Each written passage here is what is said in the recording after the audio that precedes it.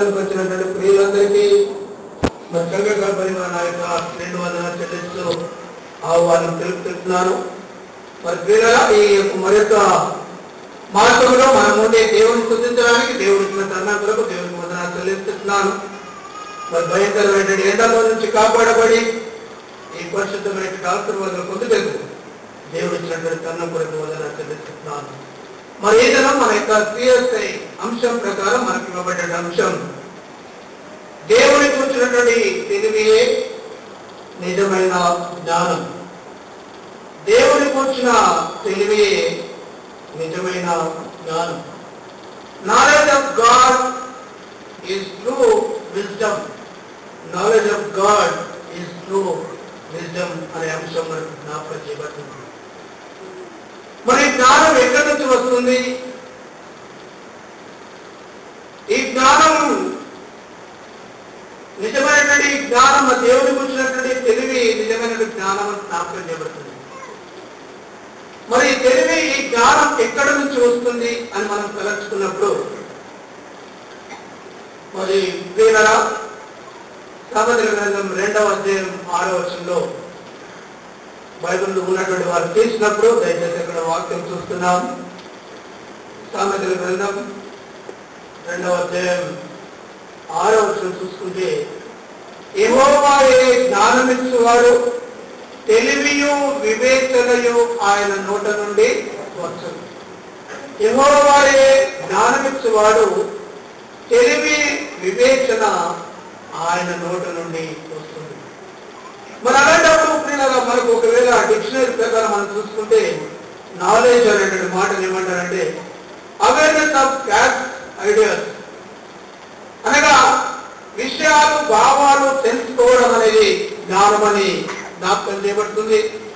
అంతేకాకుండా all that is known are learn, అనగా మరి తెలిసిన లేదా నేర్చుకునేటటువంటి విషయాలు, ఈ లోకంలో తెలిసినవి కానీ నేర్చుకునేటువంటి విషయాలు ఒక రకంగా ఒకవేళ సైన్స్ గురించి చెప్పినప్పుడు అదే ఆ విధంగాను.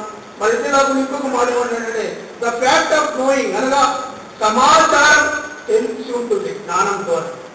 నీకే సమాచారం కావాలో, దేని విషయంలో సమాచారం కావాలో మరి దాని విషయంలో నీకు తెలుపబడి ఉంటుందని జ్ఞాపకం చేయబడుతుంది. మరి ఇంకొక మాట ఏంటంటే ఫెమిలియారిటీ, అనగా పరిచయం చేసుకోవడం, జ్ఞానం ద్వారా ఒకరికొకరు పరిచయం చేసుకుని ఆనందించేటువంటి విషయాలను మరి జ్ఞాపకం చేయబడుతుంది. కానీ నో ఆల్, మరి మనం వేడుకల్లో మనం ఏమనుకుంటున్నామని చాలా మంది ఈ విధంగా తెలుస్తున్నారు.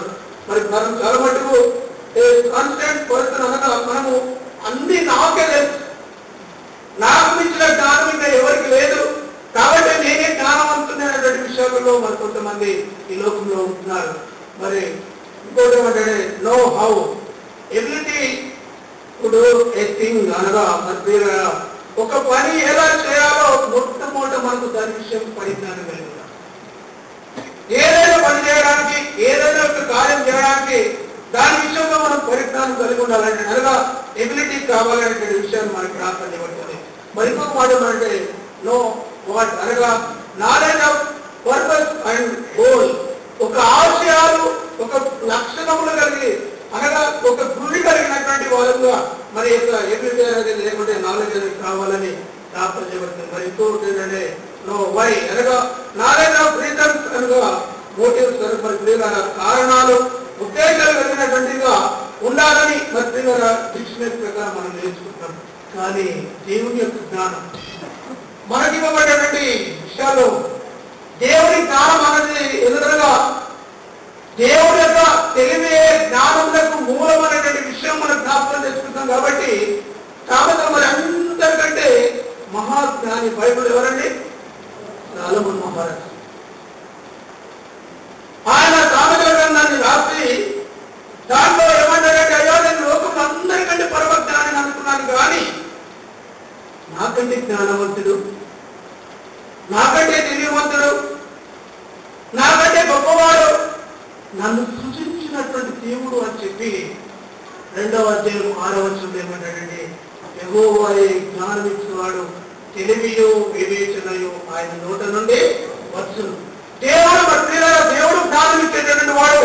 మన యొక్క వివేచన, ఆలోచన అనేది దేవుడు యొక్క సంకల్పమై ఉంటుందని మరి దేవుడే మనకు ఒకవేళ మరి గ్రీక్ భాష, హీబ్రూ భాషలో ఏమన్నారంటే డాబార్ డాబార్ అనే మాటకి ఏంటంటే నాలెడ్జ్, జ్ఞానం అనే మాట మరి హిబ్రూ భాషలో వాడబడ్డారు. దీనిని ఒకవేళ గ్రీక్ భాషలో ఏమన్నారంటే సోఫియా, సోఫియా అనగా పరిజ్ఞానం లేకపోతే నీకున్నటువంటి ఆలోచన అనేటువంటి మాట మనకు జ్ఞాపకం చేయబడుతుంది. కాబట్టి ఈ డాబార్ ఈ సోఫియా అనేది మరి గమనించినారు ఎలా కలిగింది అని మనం ఒకవేళ తలంచుకున్నప్పుడు దేవుని వాక్యం ఏం చెప్తుందంటే యెహోవా జ్ఞానం ఇచ్చేవాడు, తెలివి వివేచన నోటి నుండి వస్తుందని మరి జ్ఞాపకం చేయబడుతుంది. కానీ ఒక భక్తుడు ఏమని రాస్తాడంటే knowledge is not for prize, domination, division.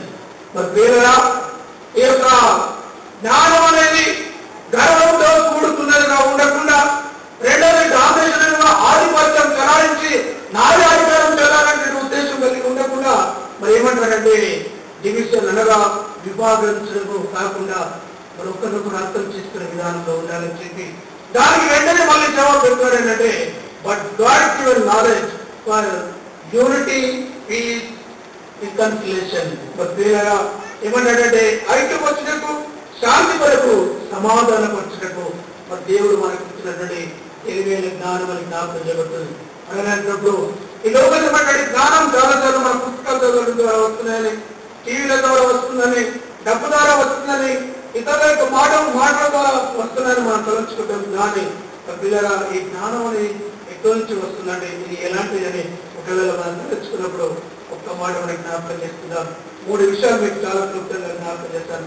మొట్టమొదటి మనం చదువుతున్నటువంటి పత్రికల భాగంలో యాకోబు పత్రిక 3వ అధ్యాయం 5వ వచనం గమనిస్తామండి. మీలో ఎవరికైనా జ్ఞానము పొదువుగా ఉన్నాయో అతను దేవుని.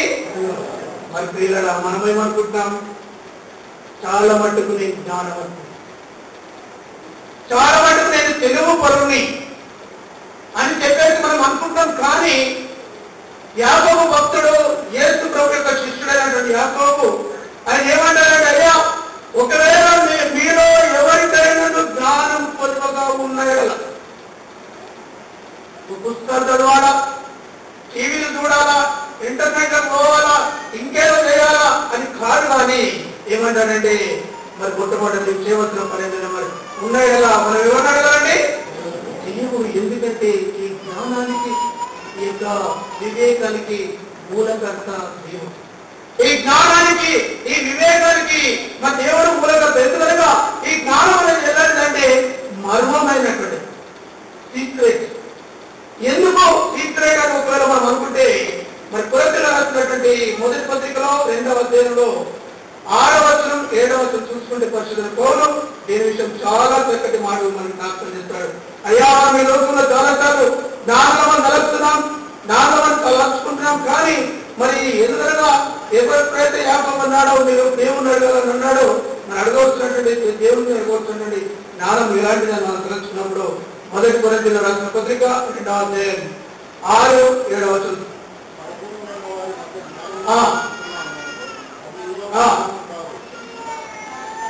మరి పరిపూర్ణమైన వారి మధ్య జ్ఞానం బోధించున్నాము, అది లోక జ్ఞానం కాదు. నిరక్షులై పోతున్న ఈ లోక అధికారుల జ్ఞానంలో కాదు, కానీ దేవుని జ్ఞానం మర్మమైనట్లుగా బోధించుతున్నాం. దేవుని జ్ఞానం ఎలాంటిదండి? ఈ లోక సంబంధమైనది కాదు. దేవుని జ్ఞానం ఎలాంటిదంటే మరి పిల్లల దేవుని దగ్గరికి వెళ్ళి మనం అడిగినప్పుడే దేవుడు ఆ మర్మమైనటువంటి జ్ఞానం మనకిచ్చి మనం ఏమంటున్నాడంటే దేవుని జ్ఞానం మర్మమైనట్టుగా బోధించున్నాం. ఈ జ్ఞానం మరుగై ఉండేను జగత్తుత్పత్తి ముందుగానే నేను దేవుడు తన మహిమ నిమిత్తమో మరి దేవుడు ఎందుకు ప్రకటించినాడండి జ్ఞానం? తన మహిమ ప్రకటించినాడు, తనను స్తుతించడానికి, తనను ఆరాధించి జ్ఞానంతో దేవుడిగా భయము భక్తి కలిగి జీవించాలని ఒక మర్మంతో కూడినటువంటి జీవన విధానం దేవుడు మనకిచ్చాడు. కానీ జ్ఞానంతో చాలా మట్టుకు ఏం జరుగుతుందండి? మనల్ని మనము ఈ లోకంలో మోసపరుచుకొని, మనల్ని మనం ఈ లోకంలో బయట పరిస్థితులను తెచ్చుకొని చివరికి మర్మమైనటువంటి దేవుని మహిమను సిగ్గుపరిచే విధానంలో మన జ్ఞానం నడపబడుతుంది. ఆ మర్మమైనటువంటి దేవుని యొక్క తల్లిని కనుగొనలేని స్థితిలో మనం ఉండి పిల్లగా దేవుని యొక్క ఉద్దేశంలో తెలుసుకోలేకపోతున్నాం. కానీ మరి మనము చొరబట్టుకు ఒకవేళ మర్మమైనటువంటి దేవుని తెలుసుకోకపోతే మనము సాతానుకు దాసులమే, కానీ దేవుడు దాసులం కాదని జ్ఞాపకం చేస్తున్నారు. కావున దాసులుగా మనం దేవునికి ఉండాలి, కానీ మరి దాసులుగా మన దేవుని యొక్క చిత్తమేంటో తెలుసుకోవాలి, దేవుని యొక్క ఉద్దేశంలో బయలుపరిచే విధానంలో ఉండాలని జ్ఞాపకం చేస్తుంది. ఎందుకంటే దేవుడు మొట్టమొదటి ఇస్రాయేలు జనాంగానికి మోసే ద్వారా దేవుని యొక్క జ్ఞానం ఏంటో బయలుపరిచినాడు. ఎందుకు బయలుపరిచినాడు అనంటే వాళ్ళు ఏమనుకున్నారంటే ఎప్పుడైతే ఐగుప్తులో ఉన్నప్పుడు దేవుని దాసత్వంలో భయపడిపోయి ఫరో చేతుల నుంచి విడిపించాలని ప్రార్థన చేసినారు. కానీ ఎప్పుడైతే బయటకు వచ్చినారో వాళ్ళు ఏమనుకున్నారంటే we are the freedom people అని అంటున్నారు. మరి ఆ విధంగా ఫ్రీడమ్ లో ఉన్నటువంటి వాళ్ళు సరే దేవుని జ్ఞానాన్ని బట్టి దేవుని సిద్ధంగా నడుస్తారేమో తలంచినారు. కానీ వాళ్ళు చేసినటువంటి పని ఏంటంటే ఒక్కసారి ద్వితీయోపదేశకాండం 29వ అధ్యాయంలో మోసే మరి దేవుని జ్ఞానం గురించి ఇశ్రాయేలు జనాంగానికి ఏం బోధిస్తున్నాడు, అందులో కానీ ఎలాంటి మర్మమైనటువంటి విషయమో మరి అక్కడ మనకు జ్ఞాపకం చేయబడుతుంది. ద్వితీయోపదేశకాండం 29వ అధ్యాయం మరి మోసే ఇశ్రాయేలులందరినీ పిలిపించి వార్త ఇట్లను యెహోవా నీ కన్నులెదుట ఐగుప్తు దేశంలో ఫరోకు అతని సేవకులందరినీ సమస్తమైన జనమును చేసినదంతరి వలన ఆ గొప్ప శోధనను సూచక క్రియలను మహత్కార్యములను మీరు కన్నులారా చూచండి. 4వ వచనం అయితే ఆయనను గ్రహించు హృదయంలో చూసు కన్నులను విను చెవులను ఏదో నేటి వరకు మీకు ఇచ్చి అంటే ఇంకా మనం అజ్ఞానంలో ఉన్నాం, ఇంకా మనం దేవుని యొక్క మర్మాన్ని తెలుసుకోలేని పరిస్థితులు ఉన్నాం, ఇంకా మనం దేవుని యొక్క సత్యమేంటో తెలుసుకోలేని పరిస్థితులు ఉన్నాం. కాబట్టి ఏమంటారంటే అయినను హృదయం చూసి కన్నులను మరి వినేటటువంటి చెవులను నేటి వరకు మీకు ఇచ్చి ఉండలేదు. ఎందుకంటే మనం ఇంకా అంధకారంతో కూడి పాపతమైన జీవితంలో ఉన్నాం. కాబట్టి మరి ఆ పాపతమైన జీవితాన్ని బట్టి దేవుడు ఏం చేస్తున్నాడు ఇస్రాయేలు వరకు నేను మీ దేవుడైన యెహోవాని మీరు తెలుసుకున్నట్టు 40 సంవత్సరంలో నేను మిమ్మల్ని అరణ్యంలో నడిపించుకున్నాను. మీ బట్టలు ఒంటి మీద పాతగలు లేదు, మీ చెప్పులు మీ కాళ్ళలో పాతగలు లేదు. 40 సంవత్సరాలు నడిపించి మర్మమైనటువంటి దేవుని తెలుసుకుంటారేమోనని, మర్మమైనటువంటి దేవుని యొక్క పరిస్థితులను కనుగొంటారేమని 40 సంవత్సరాల అరణ్యంలో నడిపించి బట్టలు మాయకుండా చెప్పులు అరగకుండా దేవుని కార్యాన్ని చూడాలనే ఉద్దేశంతో చేస్తే జనాంగం దేవుని మర్చిపోయి సినాయి పర్వతం దగ్గరకు వచ్చింది. ఏం జరిగిందండి? సినాయి పర్వతం దగ్గర ఏం చేస్తారండి? అమ్మా గట్టి చెప్పండి, ఎవరేమన్నారండి ఇక్కడ? జ్ఞానం ఇచ్చిన దేవుణ్ణి విడుదల కలిగేసిన దేవుని పెట్టేస్తున్నారు. కింద ఏ పరిస్థితి అప్పుడే కదా, ఎక్కడ వేసిన దొంగడి అక్కడనే. కాబట్టి వాళ్ళ పరిస్థితి ఐగుప్తులో ప్రార్థన చేస్తారు, దేవాలయాన్ని విడిపించి వాళ్ళు మొదలెట్టారు. విడిపించిన తర్వాత బయటకు వచ్చిన తర్వాత కొద్దిగా స్వేచ్ఛ దొరుకు. కానీ ఎందుకంటే మాకు కన్నులున్నాయి, చెవులున్నాయి, జ్ఞానం ఉంది, ఆలోచన ఉంది. కాబట్టి మేము ఏ దేవుడైనా పూజించవచ్చు, ఏమైనా తెలుసు. ఆ దేవుడు మమ్మల్ని చూస్తున్నాడా, ఆ దేవుడు మమ్మల్ని వచ్చి అడుగుతాడా అనేటువంటి ఒక తలంపు కలిగి మరి ఏం చేస్తున్నారంటే మూసిపోయి కొండ మీద ప్రసంగం చేయడానికి వెళ్తే అహోరాను నాయకులుగా చేసుకొని వారు వారి బంగారం అంతా ఇచ్చి మాకు దూరం చేసి మేము ఆడుకుంటాం పాడుకుంటామని ఒక మర్మమైనటువంటి జీవన విధానాన్ని వదిలిపెట్టి స్వేచ్ఛయుతమైన జీవితానికి వచ్చినారు. కానీ ప్రియులారా అది జ్ఞానం కాదు. వెంటనే జీవితం వచ్చేస్తుంది. ఏం చేస్తున్నాడండి? తాపకరమైన పాపలను వారి మధ్యకు పంపినాడు. మళ్ళీ దేవుడు క్షమించినాడు. కనీసం ఇప్పుడైనా తెలుసుకుంటారేమో, దేవుడు యొక్క నామం ఇప్పుడైనా తెలుసుకుంటారేమో అని చెప్పేసి అదేం చేస్తారంటే ఒక సరపాన్ని ఎత్తిపట్టి ఎవరైతే దాన్ని చూస్తారో వారు రక్షించబడతారనే విషయాన్ని జ్ఞాపకం చేస్తారు. మన జీవితంలో ప్రియులారా దేవుని యొక్క జ్ఞానం అనేది దేవుని చూసినప్పుడు, దేవుని యొక్క మర్మం అనేది దేవుని చూసినప్పుడు మనం కనుగొంటున్నామని ప్రార్థన జరుగుతున్నాం. అందుకని యోబు గ్రంథంలో 11వ అధ్యాయం 6వ వచనం 7వ వచనం మనం చేస్తున్నానండి. యోబు గ్రంథం 11వ అధ్యాయం 6వ వచనం 7వ వచనం ఆయనే జ్ఞాన రహస్యంలో నీకు తెలియజేసిన మేలు, అప్పుడు జ్ఞానము నీ యోచనకు మించినదని నీవు తెలుసుకున్నావు. ప్రియులారా ఆయన ఎలాంటి వాడండి? ఆయనే జ్ఞాన రహస్యులు.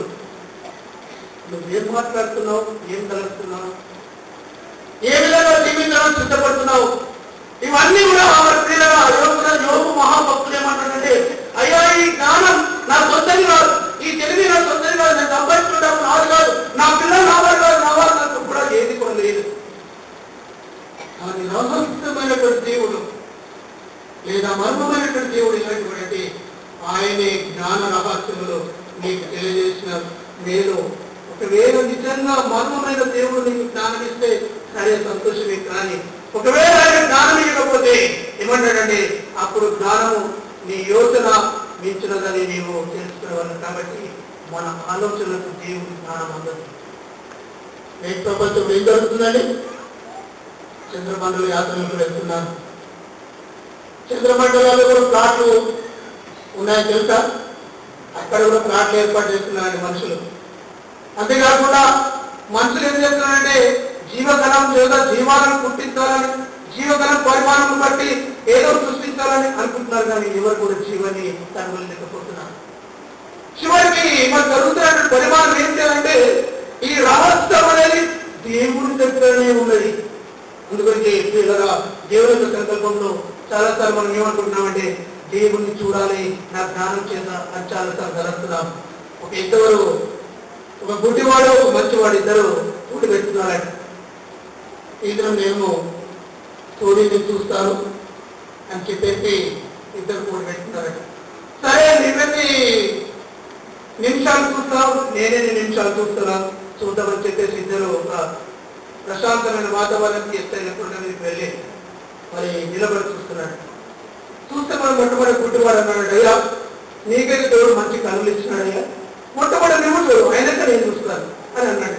అనగానే ఈ యొక్క వ్యక్తి మరి అతను వీళ్ళిద్దరు ఏం చేస్తున్నాడంటే థర్డ్ పర్సన్ తీసుకుపోయినాడు. ఎంపైర్ ఉండాలి కదండి, ఏదో నాటకం, మరి ఎంపైర్ పట్టుకొని పోయినారు. పట్టుకొని పోయి ఆయన టైం పెట్టుకొని కూర్చుని మరి చూస్తున్నాడు. ఏంటంటే మంచి మంది చెప్పినాడు, నీ కన్నులు ఉన్నాయి కదా, నువ్వు ఒకసారి మరి ఆ యొక్క సూర్యుని చూడని చెప్తే ఇతను కనీసం ఒక నిమిషం కూడా చూడలేక 2 నిమిషాల నుంచి తల కిందికి వచ్చినాడు. ఇతరుల టైం మరి మనం చేయబడ్డది. గుడ్డివాడు అప్పుడు అన్నాడట, నాకు నీకు సమయం, మరి నాకు సమయం కాబట్టి నేను చూస్తానంటే సరే చూడాలని చెప్పేసి అతను అన్నాడట. మరి ఏం చూస్తున్నాడు, అతనికి ఏముందండి, ఏది కూడా కనిపించడం లేదు. ఎన్ని నిమిషాలైనా చూడగలిగినాడు. కారణం ఏంటంటే రాష్ట్రమైనటువంటి దేవుణ్ణి తన హృదయంలోనికి తెలుసుకున్నాడు. మరి మనం ఏం చేస్తున్నామంటే చాలా మటుకు కన్ను నుండి కూడా చూడగలిగినటువంటి వారుగా ఈ రోజు కూడా ఉన్నామని జ్ఞాపకం చేయబడుతుంది. అందుకే యెషయా భక్తుడు ఏమంటాడంటే యెషయా గ్రంథంలో ఒక చక్కటి మాట రాయబడిందండి. యెషయా గ్రంథం మనం ఈ మాట మనం చూసినప్పుడు 43వ అధ్యాయంలో మరి 7వ వచనం ఒకసారి చూద్దామండి. యెషయా గ్రంథం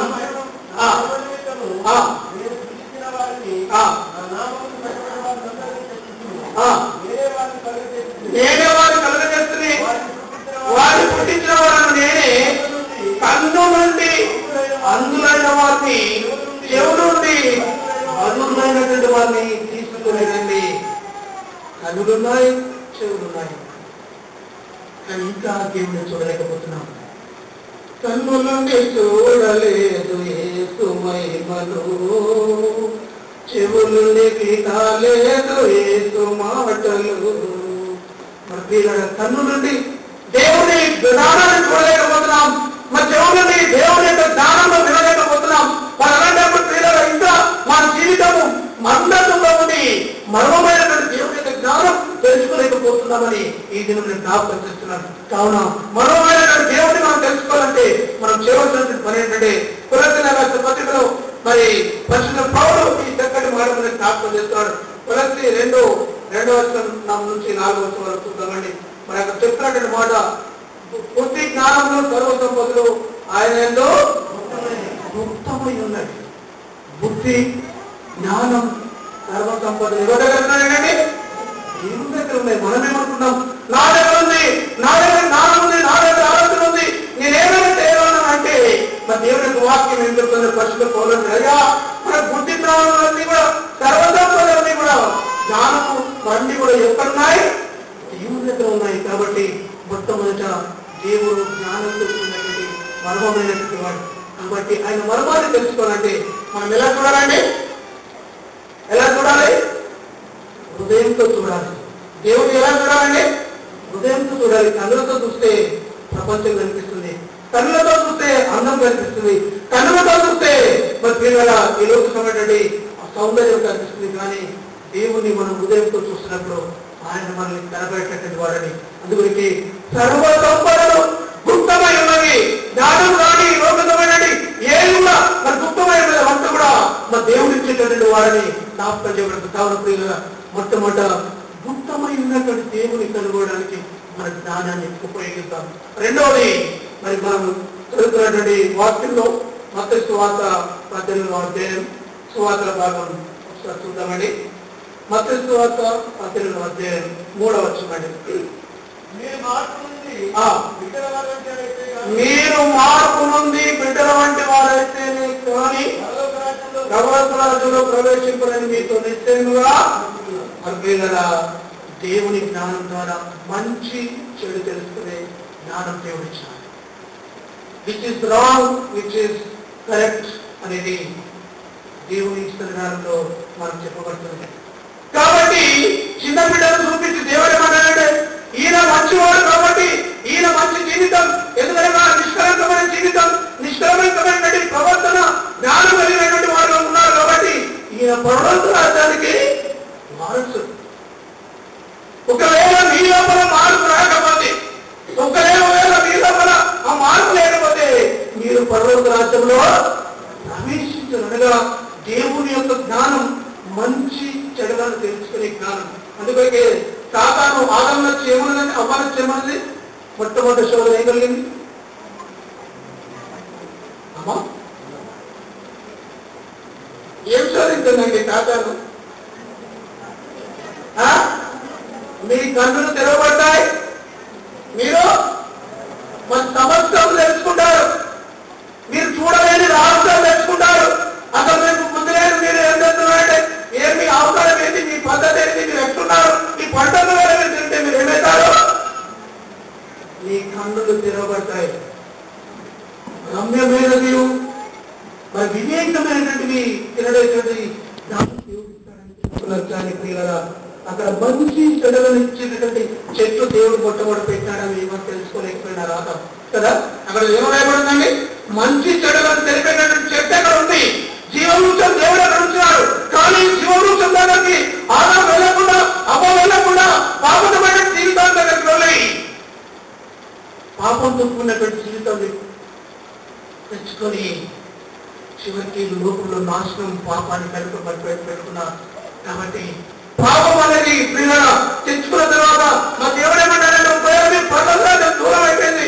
అందుకనే ఆ యొక్క ఏడో తోటకు మరి ఆయన కంచి వేసి తిరుపులను కావాలని వచ్చాడు. కారణం ఏంటంటే ఆ రాజ్యానికి మళ్ళీ రావాలంటే నిన్ను నువ్వు సరైన విధమైనటువంటి జ్ఞానంతో నింపబడాలి.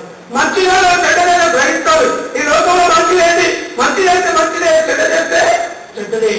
అందుకని మరి మనకు ప్రసంగి భక్తులు ఏమంటాడండి? ఈ లోకంలో అన్నిటికంటే మంచిది ఏం కావాలంటే మంచి పేరు, అపరంజికంటే మంచి పేరు కావాలని మనకు ప్రసంగి గ్రంథంలో మాట్లాడబడింది. కాబట్టి మంచి పేరు కావాలి, మంచి మాట మంచిది కావాలి. ఆ విధమైన జీవన విధానం దేవుడు మనం కోరుకుంటున్నాడు. కాబట్టి మన పరలోక రాజ్యానికి వెళ్ళాలంటే చిన్న బిడ్డ మంచివాడు కాబట్టి అతని స్థానం ఉంది.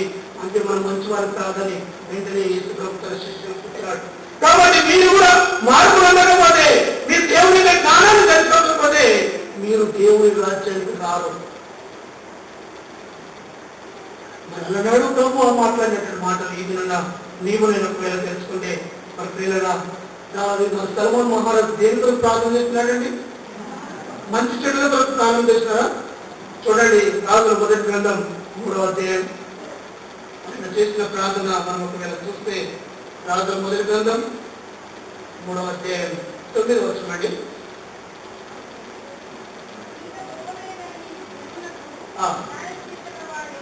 మా 8వ వచనం చదవండి. నీ దాసుడైన నేను నీవు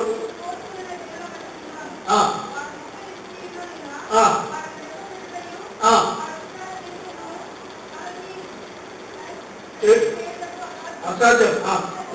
ఇంత గొప్పదైన జనులకు న్యాయం తీర్చగలవాడు ఎవడు? కాబట్టి నేను మంచి చెడ్డను వివేచించి నీ చెడులకు జ్ఞానం తీసినట్లు నీ దాసులైనా నాకు వివేకము గల హృదయం దయచేయి. మంచి చెడులు which was wrong, which was correct, ఆ మంచి చెడులు ఏదో గ్రహించడానికి నాకు తెలివి అయ్యా. ఎందుకంటే నాకు తెలివి లేదు, జ్ఞానం లేదు. మరి ఇంతవరకు నేను జ్ఞానం అవుతున్నాను. ఎందుకంటే నా తండ్రి ఏంటంటే అప్పటికే దేవుడు మరి ఆ యొక్క సొలొమోనుకు ప్రత్యక్షత స్వప్నంలో కనబడి మరి దేవుడి యొక్క మహిమలు అనగా దావీదు యొక్క ప్రత్యక్షతను చూపించిన తర్వాత, అయ్యా నా తండ్రి గొప్పవాడు, నేను ఎరిగినటువంటి వాడు, ఆయన అన్ని వేళల్లో సైనించిన వాడు, కానీ నేను చిన్న వయసు గలవాడను, ఇంత పెద్ద ఇశ్రాయేలు జనాంగం రాజ్యాన్ని పరిపాలించడానికి నాకు శక్తి లేదు.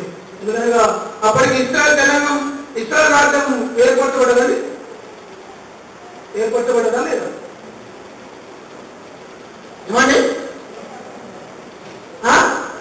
ఇశ్రాయేలు మొదటి రాజులు ఎవరండి?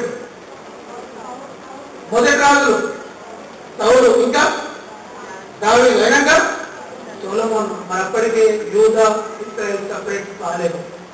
రెండు రాజ్యాలు ఏకమై ఉన్నాయి కాబట్టి మరి ఆ జనాలను పరిపాలించడానికి దేవా నాకు ఇంత చిన్నవాడిగా మరి పరిపాలనకి ఎక్కించిన వాళ్ళందరూ నీ జ్ఞానంలో ప్రతి చెడు యొక్క మంచి చెడులను తెలుసుకోవాలంటే, వీరికి న్యాయం తీర్చాలంటే, వీరి విషయంలో నువ్వు నిజమైన జడ్జిమెంట్ చేయాలంటే నాకు జ్ఞాన హృదయం దయచేయి, జ్ఞాన హృదయం దయచేయి. ఎంతమందికి ప్రార్థన చేసుకుంటున్నామండి? ప్రార్థన ఎంతమంది దేవుని అడుగుతున్నామండి? ప్రతిదినం లేచి దేవాలయం జ్ఞానం లేని వాడను లేదు. ఎప్పుడు కూడా దేవుని అడుగుతుంటారు, అయ్యా నాకు ఎక్కువ జ్ఞానం లేదు, నీ జ్ఞానం వేయు. నాకు ఎక్కువ ఆలోచన లేదు, మరి ఆలోచన దయచేయమని తప్పకుండా ప్రార్థన చేసుకుంటాను. కారణం ఏంటంటే, ఒకవేళ ఈ లోకంలో పరిజ్ఞానం కొద్దిగా ఉండవచ్చు, కానీ ఇంకా గ్రహించగల శక్తి, ఇంకా గ్రహించగల శక్తి నాకు ఇచ్చేందుకు జ్ఞాపకం చేయబడుతుంది. కాబట్టి పిల్లల మరి మరుమైనటువంటి జీవిత విధానం జ్ఞానం తెలుపబెట్టినటువంటి వారు దేవుడు ఏంటంటే మనుషులు పెట్టి మనకి ఇస్తాడు. ఎవరికి ఇస్తాడు అంటే దానియేలుకి ఇస్తాడు. ఏమి ఇచ్చాడు అండి? దానియేలుకి ఏమి ఇచ్చాడు చెప్పండి? ఏ మర్మం గురించి చెప్పడానికి ఇచ్చినాడు? కళల భావం. ఇక రాదండి, నెప్పుకొచ్చిన రాజు సంఘాన్ని కళల గురించి చెప్పడానికి జ్ఞానం ఇచ్చినాడు. కారణం ఏంటంటే దానియేలు దేవుని యొక్క భయభక్తులు కలిగిన వ్యక్తి. యోసేపుకు జ్ఞానం ఇచ్చినాడు. ఎవరి కళలు విప్పడానికి?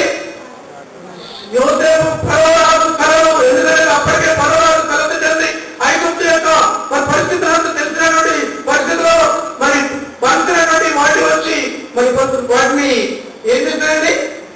మిక్కిలి మరి బలహీనమైనటువంటి వారు ఏడు వచ్చి వీటిని మింగివేస్తున్నాయని చెప్పినాడు. కాబట్టి మరి మంచిగా పడినటువంటి ఎన్నో ఏడు నిలబడిన మరి ఏడు మరి బలహీనమైనటువంటి వచ్చి వాటిని మింగివేస్తుందని చెప్పినప్పుడు మరొక అర్థం కాలేదు, నిద్ర పట్టడం లేదు. ఏం చేయాలన్న పరిస్థితి ఏంటి అని ఒక రకమైనటువంటి మరి ఆలోచనతో ఉన్నప్పుడు పిల్లలు చూడండి. ఆదికాండం 40 అధ్యాయం 12, 13 ఒకసారి చూసుకుందామండి. ఆదికాండం 39 మొట్టమొదటి చూద్దామండి. 39, 3, 5 వచనం చూసిన తర్వాత మరి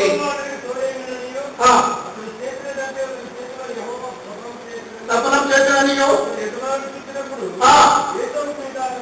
మరి పిల్లల అతనికి ఎవరు దేవుడై ఉన్నారండి? దేవుడు మంచి చెడులలో తెలిపేటటువంటి జ్ఞానం దేవుడు ఇచ్చాడు. నీకు నాకు దేవుడు ఉన్నాడా? నీకు నాకు మంచి చెడును తెలుసుకోవడానికి దేవుడు మనతో ఉన్నాడా? ఉంటే మంచి చేస్తాం, లేకపోతే చెడు చేస్తాం. కాబట్టి మంచి చెడులను తెలిపేటటువంటి పరిజ్ఞానం ఒక రాజు యొక్క కళలభావం అప్పటికే ఎంతో మంది పడవలను పెంచినాడు, వాళ్ళ శాస్త్రజ్ఞులను అందరికీ ఇస్తున్నాడు, కానీ ఎవరు దాని భావం చెప్పలేకపోయినారు. ఈయన చెప్పినాడు, అయ్యా వచ్చే సమయంలో 7 సంవత్సరాలు కరువు వచ్చేస్తుంది, ఆ 7 సంవత్సరాలలో మనం తప్పకుండా ధాన్యం అంతా పూడ్చుకోవాలి. అది దైవ జ్ఞానం. ఆ దైవ జ్ఞానం చేత మరి యోసేపు దేవుని శక్తి చేత పొంది మరి మంచి చెడు గ్రహించేటటువంటి విధానం దేవుడు ఇచ్చినాడు. మరి ఈ దిన నీవు నేను ఏ విధమైన పరిస్థితుల్లో ఉంటున్నాం?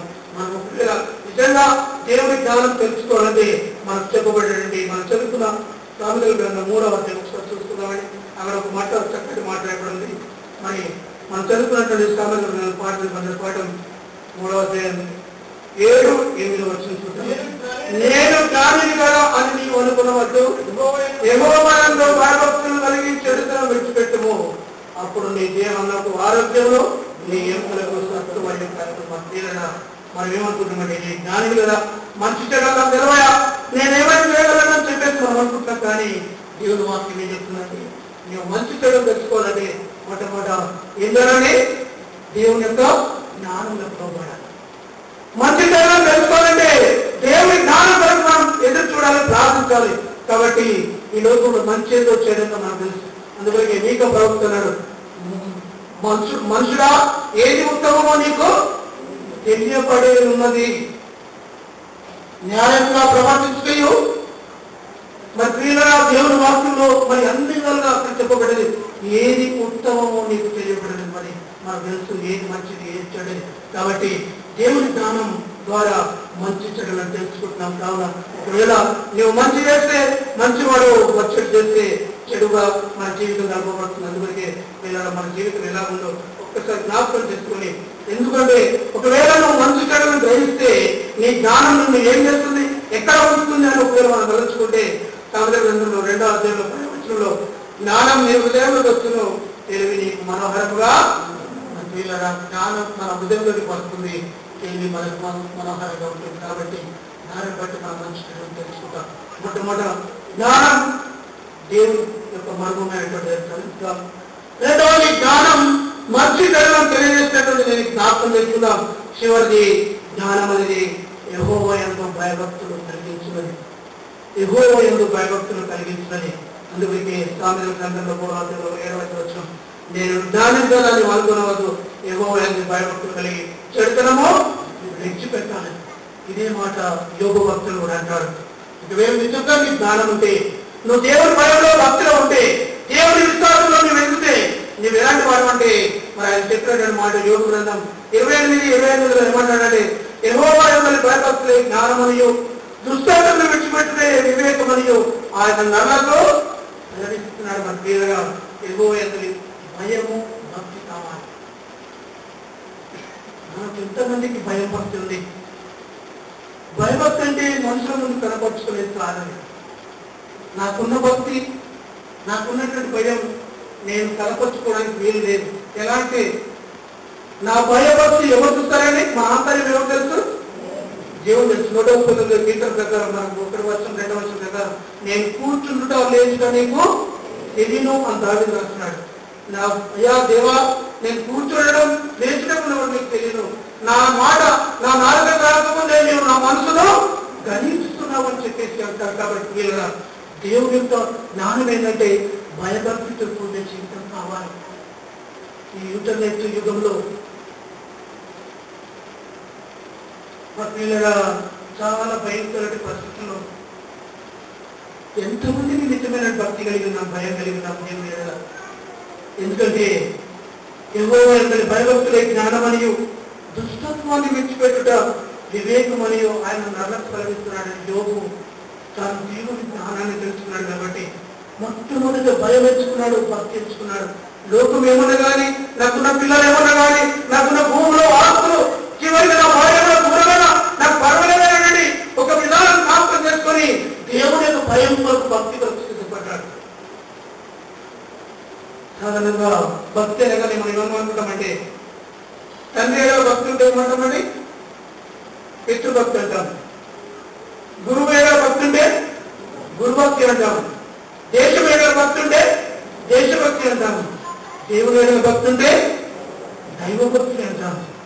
మరి గురుభక్తి చూపిస్తున్నామేమో, లేకపోతే మరి అందులో కూడా మరి దేశభక్తి చూపిస్తున్నామేమో, మరి అందులో కూడా ఇంకా మనం ఏదో తల్లిదండ్రుల భక్తి కనపడుతున్నామేమో. వీటన్నిటికి మించినటువంటి వాడు ఎవరండి? దేవుడు. మన ప్రియులుగా ఆయన ఏమంటాడంటే దేవుని జ్ఞానం. ఎందుకంటే యేసు ప్రభు సైతం దేవుని జ్ఞానం కొరకు ప్రయాసపడ్డాడా? లూకా సువార్త 2వ అధ్యాయం 52వ వచనం చదవండి ఎవరైనా. దేవుని జ్ఞానం కొరకు ఆయన ఎందుకు భయభక్తులుగా జరగాలంటే దేవుని కుమారుడే, దేవుని యొక్క రక్తాన్ని పంచుకొని పుట్టినటువంటి వాడు, దేవుని కుమారుడుగా మరి లోకానికి వచ్చినటువంటి వాడు. మరి ఆయనకి ఎందుకని జ్ఞానం, భయము, భక్తి చూస్తాం. లూకా సువార్త 2వ అధ్యాయం 52వ వచనం. ఏసు జ్ఞానం అందును దేవుని దయను మరి ప్రియులారా ఆయనకు అంత భక్తి అండి. జ్ఞానంలో ఎదిగినాడు, దైవ భయంలో ఎదిగినాడు, మనుషుల భయంలో ఎదిగినాడు, ఏసు జ్ఞానవంతుడు. మరి దేవుని యొక్క భయం, మనుషుల భయం అన్ని కలిగి పెరిగినాడు. మరి దేవుని వారికి అలాంటి పరిస్థితి అంటే నీవు నేను ఎంత, నీవు నేను ఏమనుకుంటున్నాం, మనం ఏమనుకుంటున్నాం అంటే నాకేం జ్ఞానం లేదా, నాకు తెలివి లేదా అని చెప్పేసి చాలాసార్లు అనుకుంటున్నాం. కానీ ఒక్కసారి ఒక్క మాట చూసి మరి ముగిస్తాను. ప్రియులారా, కొరింథీయులకు రాసిన మొదటి పత్రిక, కొరింథీయులకు రాసిన మొదటి పత్రిక 1వ అధ్యాయం 18-19 శిలువను కూర్చున్న వార్త రక్షించినటువంటి వారికి వెలుగుతనం కానీ రక్షించబడుతున్న మనకు దేవుని శక్తి. ఇందు విషయమై జ్ఞానుల జ్ఞానమును నాశనం చేతును, వివేకమును. దేవుని యొక్క భయము భక్తి లేకపోతే మనం ఏమనుకుంటామంటే దేవుడు అంటే ఎవరు? సిలువను గురించిన వార్తనే. మరి రక్షించబడండి ప్రభువే మన రక్షకుడు కాబట్టి మరి ఆయన యొక్క భయభక్తులు లేకపోతే ఏమంటారండి? మరి ఆయన ఏమంటాడు? జ్ఞానుల జ్ఞానమును నాశనం చేతును, వివేకమును శూన్యపరుచును అని చెప్పి 20వ వచనం వచ్చే వరకు యూదులు సూర్యక్రియలు చేస్తున్నామని అడుగుతున్నారు. మరి క్రీస్తు దేశస్తులు జ్ఞానంలో వెలుగుతున్నారు. అయితే మేము సిలువ వేయబడిన క్రీస్తును మరి వీధినున్న మనకు సూచక క్రియలు కాదు. మనం ఏమనుకుంటున్నట్టు అయ్యో భక్తులు అట్టు చేస్తున్నాడండి, ఎన్నో సూచక క్రియలు జరుగుతున్నాయండి. నేను అంటాను, సూచక క్రియలు నీ దగ్గర కూడా జరుగుతాయి, మన దగ్గర కూడా జరుగుతాయి. మనం విశ్వాసంతో ప్రార్థన చేసి దేవుని యొక్క భయభక్తులు ఉంటే మనం కూడా సూచక క్రియలు చేయగలుగుతాం. కానీ మనం ఏం చేస్తున్నామంటే చెప్పుకోవడం లేదు, తగ్గుతున్నాయి, మనం ముందుకు రావడం లేదు.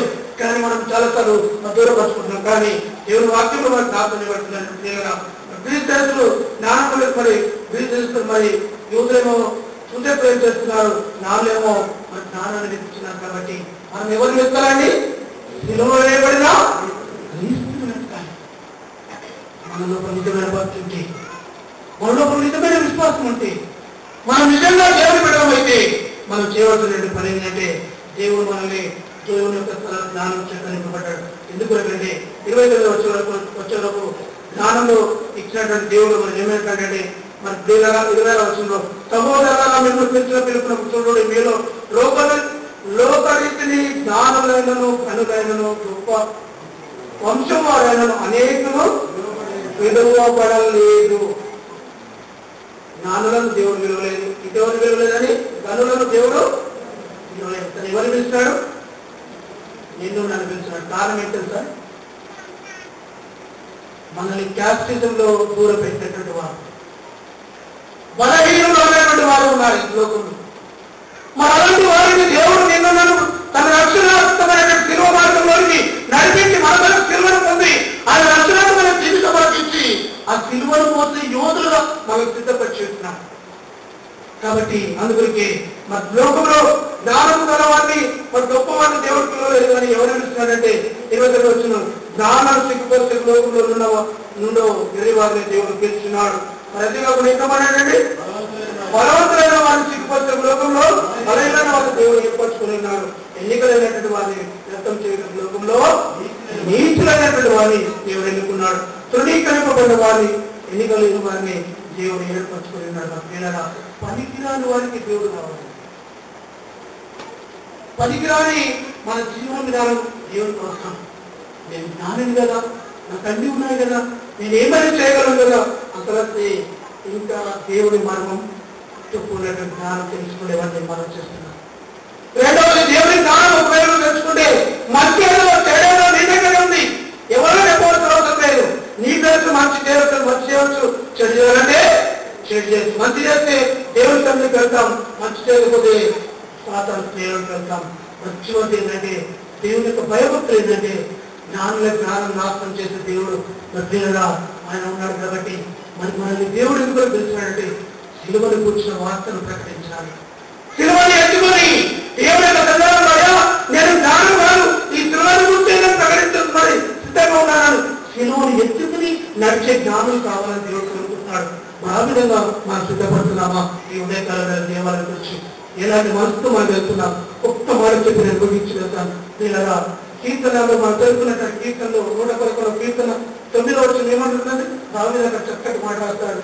చివరిగా తన జీవితంలో తను చేసినటువంటి ప్రార్థన మరి అక్కడ 111వ కీర్తన 9వ వచనం, ఆయన తన ప్రజలను విమోచన కలగజేయవాడు, తన నిబంధన నిత్యంగా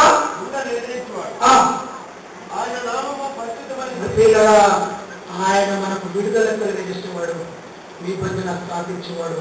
ఆ నిబంధన సంఘంలో ఉండాలి దేవుడు. మరి 2వ రాకడ వరకు సిద్ధంగా ఉంది. జ్ఞానం కాదు కానీ దేవుని జ్ఞానం సంపాదించుకుందాం, మనం ఏదో తెలుసుకుందాం, మంచి చెడ్డలేదో తెలుసుకుందాం. అంతేకాకుండా చివరికి దేవుని భయం భక్తి కలిగి ఆయన విశ్వాసంలో జీవితాం. అలాంటి కృప పరిశుద్ధాత్మ దేవుడు అనుగ్రహించి ఆయన పరిశుద్ధ బలాన్ని సమర్పిస్తున్నాడు. మన జ్ఞానం సంధించి ఆ మార్గం మీద దేవుని తెలుసుకుంటూ దేవుని సహాయం చేయడం ప్రార్థన చేసుకున్నాం. పరిశుద్ధ మా తండ్రి పొందడాలు ఆయన యెహోవా జ్ఞానం ఇచ్చేవాడు అనుసరిస్తున్నాను. ఈ జ్ఞానం అనేది మేము నిర్ణయం చేసుకునేది కాదు, కానీ మీ చిత్తం ఏమై ఉన్నదో తెలుసుకుని దాని విధంగా ప్రవర్తించడానికి సహాయం చేయడం ప్రార్థిస్తున్నాను. కావున విన్నటువంటి మీ వాక్యం నీరు కట్టుకొని సహాయం చేయండి. మేము నిజమైనటువంటి మర్మమైన దేవుని జ్ఞానాన్ని తెలుసుకోవడానికి, మంచి చెడులో తెలుసుకోవడానికి భయభక్తులు కలిగి ప్రభువాన్ని జ్ఞానంలో జీవించడానికి సహాయం చేయాలి. యేసు ప్రభువాన్ని బాధపడడానికి వేడుకొంటున్నాను తండ్రి. ఆమేన్.